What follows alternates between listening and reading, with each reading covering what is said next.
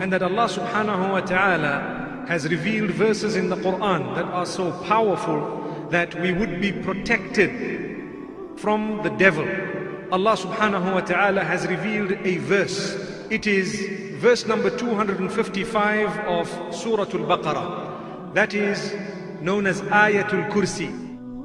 It mentions the greatness of Allah, the fact that He is in absolute control. He is the protector. He is the one who protects every single one. He has knowledge of absolutely everything. So this verse, we are taught that if we were to repeat it, we would be protected from shaitan. There is a narration making mention of Abu Hurairah radiallahu anhu, wherein he had actually caught the devil on one occasion, and what happened is the devil then taught him something.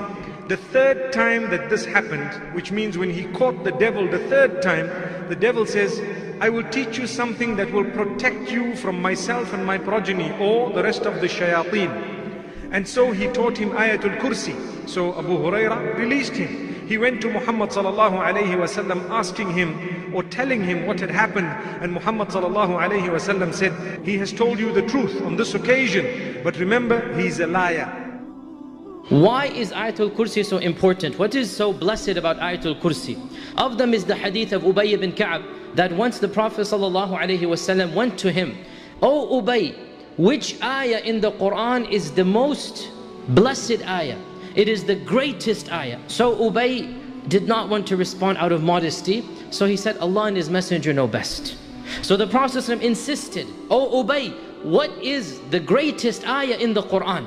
So he said, الله لا إله إلا هو الحي القيوم لا تأخذه سنة ولا نوم له ما في السماوات وما في الأرض من ذا الذي يشفع عنده إلا بإذنه يعلم ما بين أيديهم وما خلفهم ولا يحيطون بشيء من علمه إلا بما شاء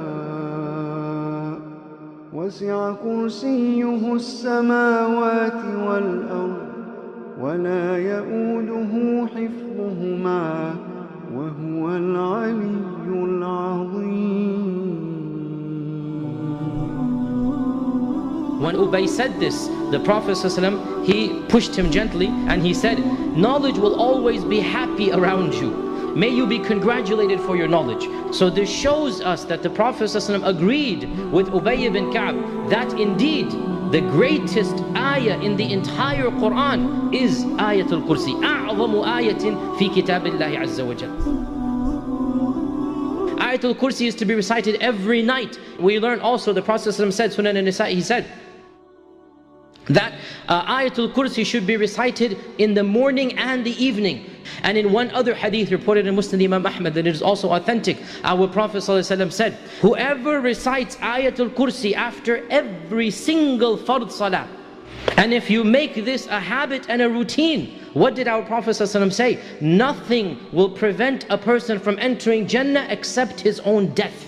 Meaning, you are a person of Jannah if you recite Ayatul Kursi after every of the 5 salawat. Now, why? What is so special about this Ayatul Kursi? It is but one ayah. It is 1/3 of a page. And there are so many other verses of the Quran. The Quran has over 6,000 something verses. Why does this verse stand out so much? The response is very simple. It is because the verse deals with Allah subhanahu wa ta'ala and His names and attributes. And always the most majestic verses and the most blessed verses in the Quran are the verses that talk about Allah Azza wa Jal. Why? Because nothing is more grandiose to discuss, more majestic to discuss, more beautiful to discuss than Allah subhanahu wa ta'ala. There is no topic that is more worthy of being talked about and praised other than Allah subhanahu wa ta'ala. And so the best verses in the Quran are those verses that praise Allah. Allah says, Allahu la ilaha illahu al-hayyul qayyum. Allah, and this is, as we know, the primary name of Allah subhanahu wa ta'ala. There is no name in the Quran that is more common than this name, and that is Allah subhanahu wa ta'ala. It is a name that occurs over 3,500 times. It is a name that Allah has mentioned and revealed in all of the books. To this day, the Old and New Testament are full of the references of Eloh and Elohim, and this is Allah and Allahum. That Allah is the one, this is the meaning, the one who is worthy of being venerated and worshipped. This is what Allah means. Therefore Allah affirms this by saying, Allahu la ilaha illahu. There is no deity worthy of worship other than Allah. And if you look around you, mankind always submits to beings other than Allah except for the true Muslim. Some people submit to false gods, others submit to their desires, others submit to materialism and money, and they worship money. He is Al-Hayy Al-Qayyum. Al-Hayy, the one who has perfect life. Because not only does He have life, He has perfect life and He gives life. And then once we are alive, we need food, we need water, we need rest, we need sleep. And every life is followed by death, except for Al-Hayy. Al-Hayy does not need anything. Al-Qayyum means the one who gives others all that they need. So Al-Hayy goes back to Allah. Al-Qayyum goes back to the creation. Al-Hayy can take care of himself. Al-Qayyum takes care of everything else. لا تأخذه سنة ولا نوم. We explained this is the perfection. If Allah Azza wa Jal does not even get tired, He does not even get sleepy, then He doesn't need food, He doesn't need anything. له ما في السماوات وما في الأرض. Every other being besides Him belongs to Him. Complete ownership. Nothing happens in this world except that Allah has willed it, except that Allah knows about it, except that Allah has created it. The entire creations in the heavens and earth, they belong to Allah Azza wa Jal. مَنْ ذَا الَّذِي يَشْفَعُ عِنْدَهُ إِلَّا بِإِذْنِهِ. It's a rhetorical question that is meant to indicate His ultimate power.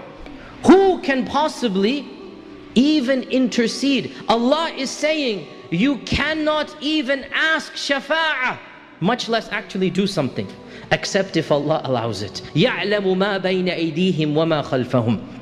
Allah knows what is in front of them and behind them. Allah knows what is in front of them, meaning what will happen to them in the future, meaning the akhirah. And what is behind them, meaning what they have done, that everybody else thinks is hidden.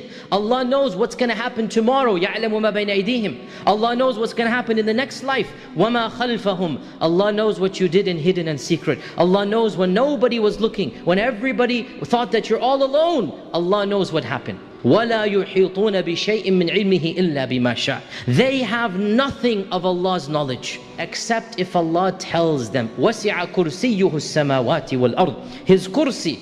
And we don't know much about this other than the kursi is one of the largest and the most magnificent creations of Allah Azza wa Jal. And Allah says His kursi encompasses all of this that you know around you. What we think is the world, His kursi is larger than that. وَلَا يَؤُودُهُ حِفْظُهُمَا. That He never becomes tired of taking care of the entire creation. Every single being is taken care of.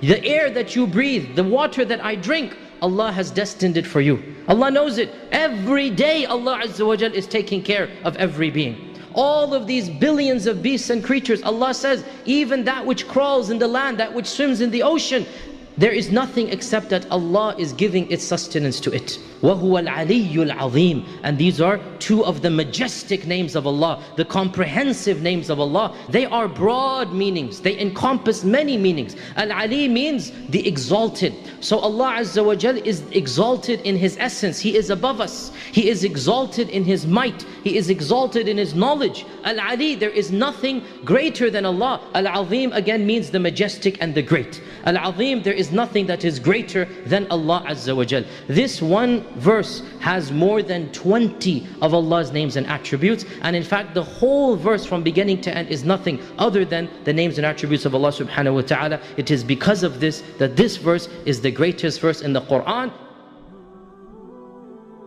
Ayatul Kursi is made up of 9 sentences.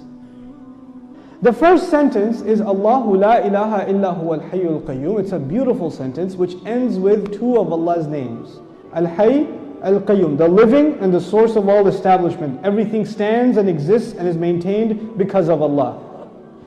What's incredible is that the last sentence, sentence number 1, has something in common with sentence number 9, which is وَهُوَ الْعَلِيُّ الْعَظِيمُ. How many names of Allah in the last sentence? 2 names of Allah in the first sentence, 2 names of Allah in the last sentence. Okay. What's the second sentence? لا تأخذه سنة ولا نوم. Drowsiness. Drowsiness happens when you're tired. Your eyes start kind of closing a little bit. You're not sleeping, but you're kind of half sleeping like that guy over there. I'm kidding. The second sentence is, these are things that creation has. Creation gets tired and it starts getting drowsy and eventually it falls to sleep. What was the second last sentence? وَلَا يَؤُودُهُ حِفْظُهُمَا. Guarding the skies and the earth does not exhaust Allah. The second sentence is actually connected to the second last sentence. لا تأخذه سنة ولا نوم ولا يؤوده حفظهما. He says له ما في السماوات وما في الأرض. He owns whatever is in the sky and the earth. Now before I tell you further, you need to understand the difference between 2 words, 2 names of Allah, Malik and Malik. Malik is an owner. Malik, king. Is there a difference between a king and an owner? Yes. You are the owner of your pen, but you do not say, I am the royal sovereign of this ink pen. You don't do that. That doesn't make a lot of sense. You understand? Kingdom is about controlling people. Ownership is about controlling objects. There's a difference. Now Allah says, لَهُ مَا فِي السَّمَاوَاتِ وَمَا فِي الْأَرْضِ. He owns whatever is in the skies and the earth. What is the ayah about? Ownership. So every single thing is owned by Allah. Okay. What's the third last sentence? Anyone remember? وَسِعَ كُرْسِيُّهُ السَّمَاوَاتِ وَالْأَرْضِ. His throne extends to the skies and the earth. When Allah talks about His throne, He's talking about His kingdom. One dimension of control is ownership. The other dimension is kingdom. Both completing the picture. Allah is Malik and He is Malik. The Malik part of Allah's attribute, لَهُ مَا فِي السَّمَاوَاتِ وَمَا فِي الْأَرْضِ. Third sentence. The kingdom of Allah, وَسِعَ كُرْسِيُّهُ السَّمَاوَاتِ وَالْأَرْضِ.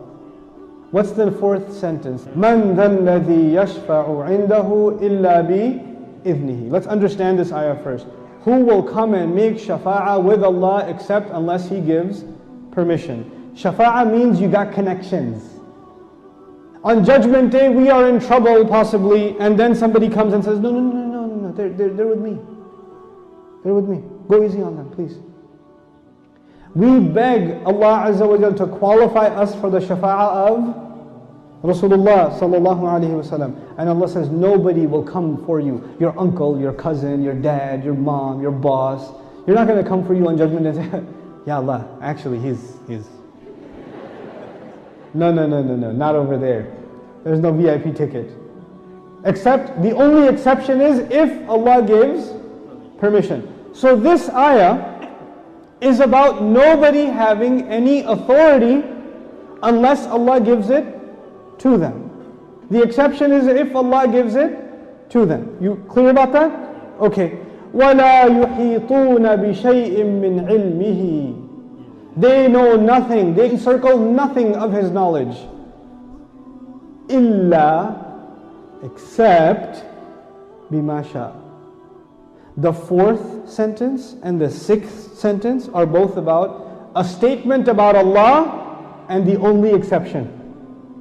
The statement was nobody has authority to make a case except whoever Allah gives permission. وَلَا يُحِيطُونَ بِشَيْءٍ مِّنْ عِلْمِهِ إِلَّا بِمَا شَاءَ. The fourth and the sixth sentence are correlated. The first and the ninth, the second and the eighth, the third and the seventh, the fourth and the sixth. What's left? Middle sentence? He says, يَعْلَمُ مَا بَيْنَ أَيْدِيهِمْ وَمَا خَلْفَهُمْ. Oh my God, He says He knows what is ahead of them and what is behind them. And He knew what is coming ahead in the ayah and what was behind in the ayah. In the middle of it is, I know what's ahead and I know what's behind.